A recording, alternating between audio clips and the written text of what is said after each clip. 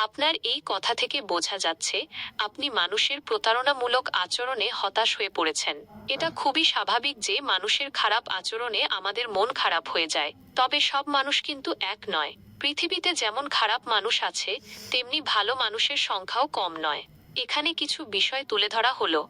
সবাই এক নয়। পৃথিবীতে বিভিন্ন ধরনের মানুষ রয়েছে। কিছু মানুষ খারাপ কাজ করলেও বেশিরভাগ মানুষই কিন্তু ভালো। তাই সবার প্রতি একই ধারণা পোষণ করা উচিত নয়। সতর্ক থাকুন। মানুষের সাথে মেলামেশার সময় সতর্ক থাকুন। খুব তাড়াতাড়ি কাউকে বিশ্বাস করা উচিত নয়। কোনো বিষয়ে সন্দেহ হলে ভালোভাবে যাচাই করে নিন। ইতিবাচক থাকুন। খারাপ অভিজ্ঞতার কারণে হতাশ না হয়ে ইতিবাচক থাকার চেষ্টা করুন। ভালো মানুষদের সাথে বন্ধুত্ব করুন এবং তাদের সাথে সময় কাটান। নিজেকে রক্ষা করুন। খারাপ মানুষদের থেকে নিজেকে রক্ষা করার জন্য প্রয়োজনীয় পদক্ষেপ নিন। প্রয়োজনে আইনি সাহায্য নিন। নিজের মানসিক স্বাস্থ্যের যত্ন নিন। এ ধরনের পরিস্থিতিতে মানসিক চাপ তৈরি হওয়া স্বাভাবিক। তাই নিজের মানসিক স্বাস্থ্যের যত্ন নিন। প্রয়োজনে মানসিক স্বাস্থ্য বিশেষজ্ঞের পরামর্শ নিন।